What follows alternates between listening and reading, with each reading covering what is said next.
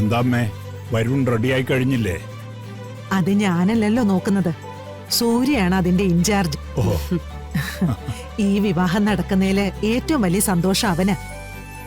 അവൻ സ്വന്തം അനുജത്തിയായി കണ്ട കുട്ടിയല്ലേ ഇങ്ങോട്ട് കയറി വരാൻ പോകുന്നത്. ഒരു കണക്കിന് ആള് കുറഞ്ഞുള്ള ഈ ചടങ്ങ് തന്നെ നല്ലത്. ഇല്ലെങ്കിൽ എന്തെല്ലാം പ്രശ്നങ്ങളാ. ആരൊക്കെ വന്നു, ആരൊക്കെ വന്നില്ല, ഇറങ്ങാൻ സമയമായോ ഇല്ലയോ, അതൊക്കെ നോക്കിക്കൊണ്ടിരിക്കണം. കുറെ കാലായിട്ട് നമ്മുടെ വീടിന് മുകളിൽ ഒരു കാർമേഘം ഉണ്ടായിരുന്നു. ഇപ്പോ അതങ്ങ് ഒഴിഞ്ഞുപോയി. ഇനിയെങ്കിലും കണിമംഗലത്തൊരു ആശ്വാസം ഉണ്ടാവട്ടെ. എന്താ ഉർവശി, ചന്ദ്രശേഖരനെ ഇതുവരെ കാണാത്തത്? ചന്ദ്രേട്ടൻ നല്ല തിരക്കില. ഞാൻ അറിയാത്ത എന്ത് തിരക്കാ അവനുള്ളത്? അച്ഛാ, ചെറിയച്ഛനെ സ്വല്പം പിണക്കമുണ്ട്.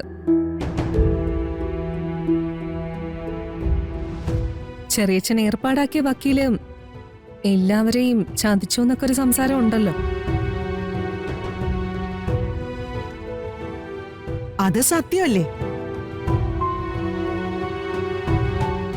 വരുണിനെയും രാധികയും പുറത്തിറക്കാൻ വേണ്ടി കോടതിയില് അയാള് സംസാരിച്ചിരുന്നില്ലല്ലോ. അതല്ലേ എല്ലാവരും പറയുന്നേ. അപ്പൊ പിന്നെ അങ്ങനെ ഒരാളെ മാറ്റിയതിൽ എന്താ കുഴപ്പം?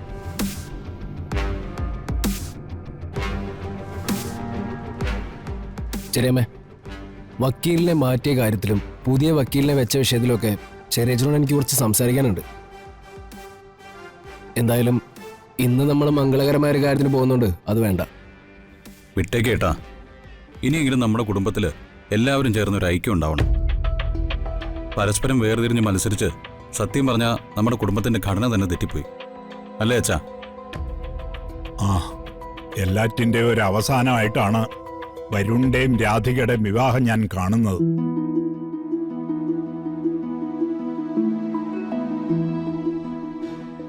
ഇവിടെ നിന്ന് അങ്ങോട്ട് എല്ലാവരും അവരവരുടെ പെരുമാറ്റം കുറച്ചൊക്കെ നിയന്ത്രിക്കണം.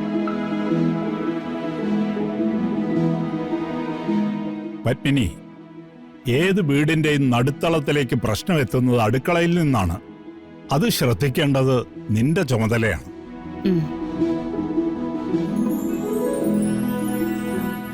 പത്മിനി നോക്കാൻ മറന്നാല് അത് ഞാൻ നോക്കിക്കൊള്ളാം. രാധിക മോൾ എന്നിങ്ങോട്ട് വന്നോട്ടെ.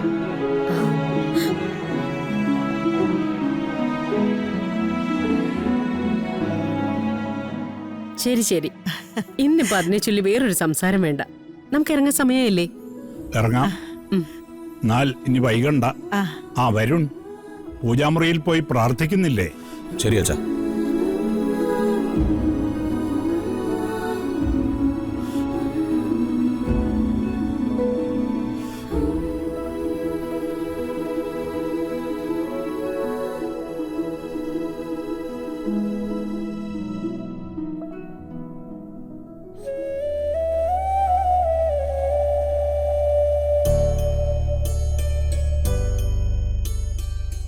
ഈശ്വര, രാധികയുടെ വിളി കേൾക്കുന്ന ദൈവം, അങ്ങനെ പറയാൻ എനിക്കിഷ്ടം.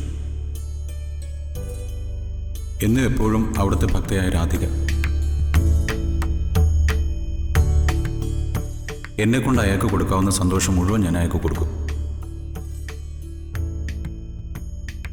അനുഗ്രഹമായിട്ട് കൂടെ ഉണ്ടാവണം.